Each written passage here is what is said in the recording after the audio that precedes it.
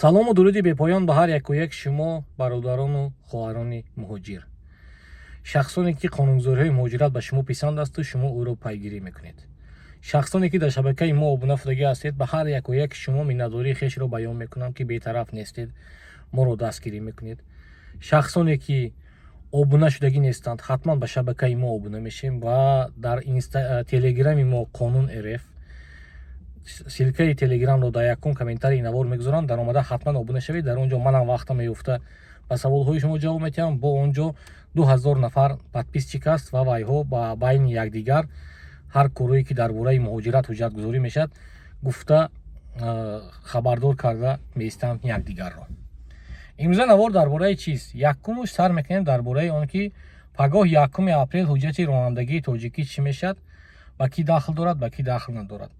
вақте ки ФСБ моро гардонд, муҳлати гардонданаш чанд аст ва барои чӣ моро аз Россия мегардонанд, намемонанд ки аз аэропортҳо дохили Россия шавем. Ва дар охири навор ҳатман ба комментаторҳое ки беҳтарин дар шабакаи ман вуҷуд доранд ҷавоб дода мешавад. Якум сар мекунем дар бораи федеральный закон о безопасности дорожного движения таҳти рақами 313. изменение дохил шуд, дигаргунӣ дохил шуд дар статьяи 25-26. дар омада метавонед ки аз Google, Яндекс федеральный закон о безопасности дорожного движения под номером 313 гуфта кофта ёфта шинос шавед. шахсоне ки ВНЖ ё паспорти русиро то 1 апрели 2024 гирифтагӣ ҳастед, аз пагоҳ эътиборан ҳуҷҷати ронандагии шумо агар тоҷикӣ бошад иваз кардан ба успед накарда бошед, бекор карда мешавад. яъне ки агар шуморо полис дошт, шуморо аз рондани мошин озод мекунад, мошинро до эвакуатор бор мекунад, шуморо аз 5 то 15 ҳазор штраф ҷарима. агар боз як бор дига ғалтед, агар то 15 суткая арест. шахсоне ки ВНЖ ё гражданство баъди 1 апрел гирифтагӣ, 2 апрелми, 3 апрелми, 4 апрелми ё моҳи май ё дина ба қарибӣ гирифтед, шумо 1 сол вақт доред. аз муҳлати ҳамон паспорта гирифтагитон 1 сол вақт доред ки ҳуҷҷати ронандагии худро ба российский табдил диҳед.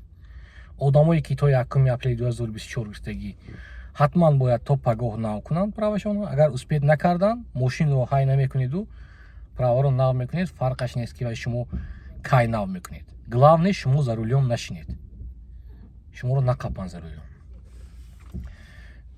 масъалае ки экзамен месупорад, ки экзамен намесупорад. мақсад, агар шумо ВНЖ 2023 гирифтед ё 2024 то 1 апрел гирифтед ё гражданствое, не ки ҳуҷҷати ронандагии тоҷикиро нав гирифтед, шумо экзамен месупоред. бояд ки ҳуҷҷати ронандагии тоҷикии шумо ба вақти ВНЖ гирифтагитон мувофиқ бошад, яъне ки праваям дар соли 2024 гирифта бошед то 1 апрел. шахсоне ки баъди 1 апрел ВНЖ ё гражданствои русро мегиред, шумо бояд ки дар давоми 1 сол ҳуҷҷати ронандагии тоҷикиро ба российский табдил диҳед ба воситаи экзамен.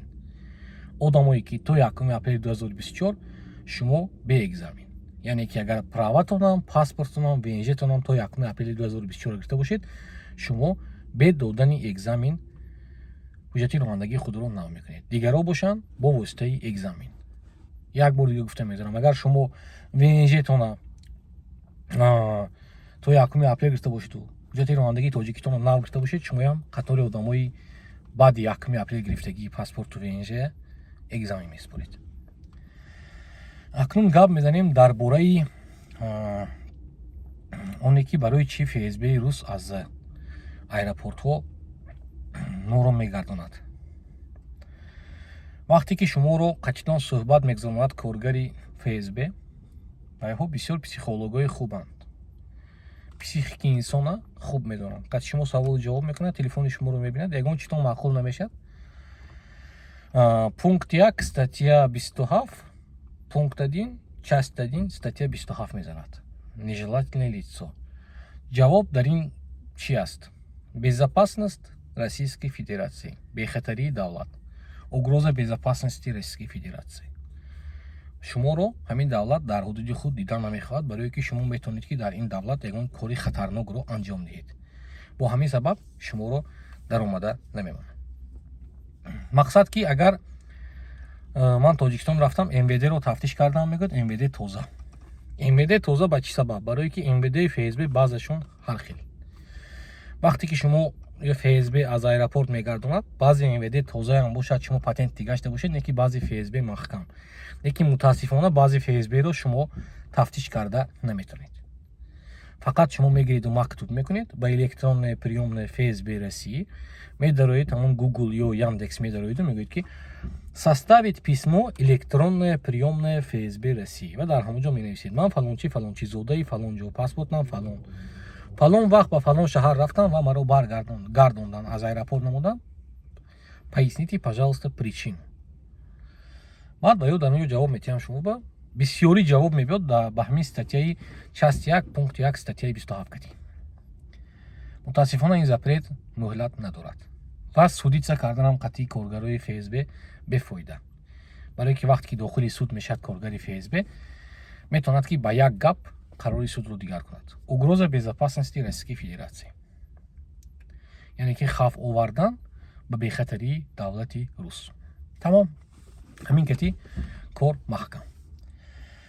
дар бораи праваи тоҷикӣ ба перевод дар кор не, ҳамин чизо бисёр чӣ хел гӯ макун шумо. бисёр одам менависанд ки перевод мепурсанд.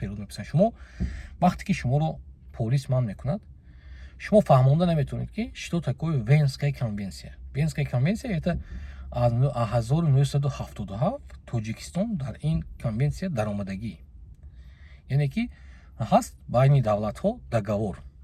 дар ҳамин договор международный договор мекун.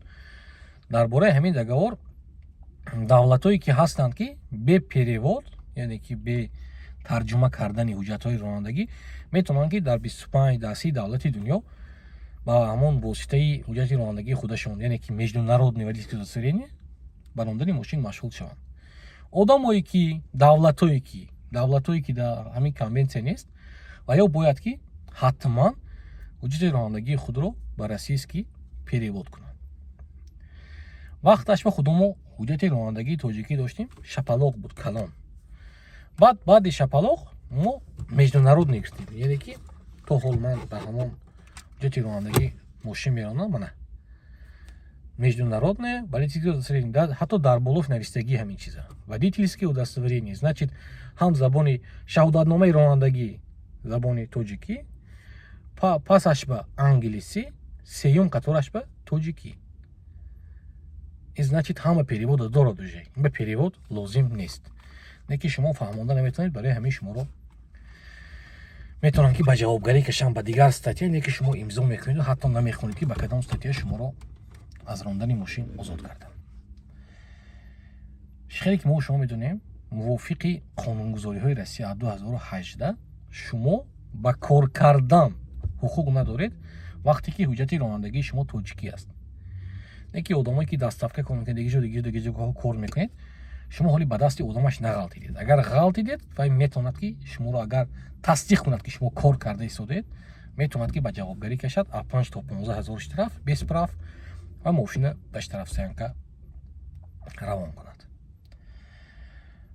масъалаи ҳамин дусета одамои комментаторое ки дар омада дар комментариҳо гапҳои қабеҳ менависед. мана рамазон тамом шуд, худо хоҳад, ман имрӯз якум рӯзе ки рӯзахӯрӣ аст. вақте ки шумо дар омада аз модари ман, аз зани ман, аз хонаводаи ман ҳақорат мекунед ку, ҳамон ҷо тагаш ба ҳозир ютуба баромадагӣ перевести на русский. вақте ки ягон дигар миллат дар омада ҳамон чиза перевод карда мехонад, айб нест ки шумо, ман ҳам метавонам ки дар ҳамон комментарияи шумо модари шуморо дашном диҳам, зани шуморо дашном диҳам, о чӣ лозим? туям бародар бошӣ, хоҳар бошӣ, касе набошӣ, ту беақлӣ, ту бетамизӣ, ту бесаводӣ, ту ахмақ, ту лаин. барои чӣ? турам сагбача модар таваллуд кардагӣ аст ку. ҳам модари ман вагар не модари ту нест? модари ту модари ман нест? зане ки мову шуморо ба дунё овардааст, ба гуноҳҳои мо чӣ ба ваё бояд ҷавоб диҳанд? ту агар гапат бошад, ту мана ҳақорат кун. барои чӣ ту дашном мекунӣ хонаводаи мана, зани мана, модари мана? ту як бор зану модару духтару ҳамон хоҳари худата ба пеши чашмат биёр як бор.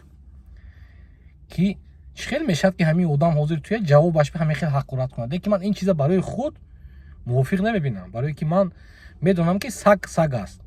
Саг ҷакидан мегирад, караван рафтан мегирад. яъне ки ман корро пеш бурдан мегирам, не ки айб аст. дар байни як мардуми дига айб аст ки мо худамо ба худамо тоғӣ намегирем. вақте ки ман ягон гапа дурӯғ ба шумо мерасонам, шумо тасдиқ кунед ҳамун гапро дурӯғ буданашро, ба ман баромада ҳамин чиза шумо доказат кунед ки ман ҳамин чиза дурӯғ ба шумо расондам, ман тайёр ҳастам буромада аз ҳама дар ҳамин ютуб бахшиш пурсам. ва чӣ дашноме ки шумо мекунед, ман тайёр ҳастам гӯш кунам, не ки адреси худам ба хонаводаи ман чақа нашавед, ба модару хоҳар кадом блогери набошад. шумо медароед ба хонаводааш чақа нашавед, зану кӯдаку духтару вай ин чизо бисёр чизи ганда аст.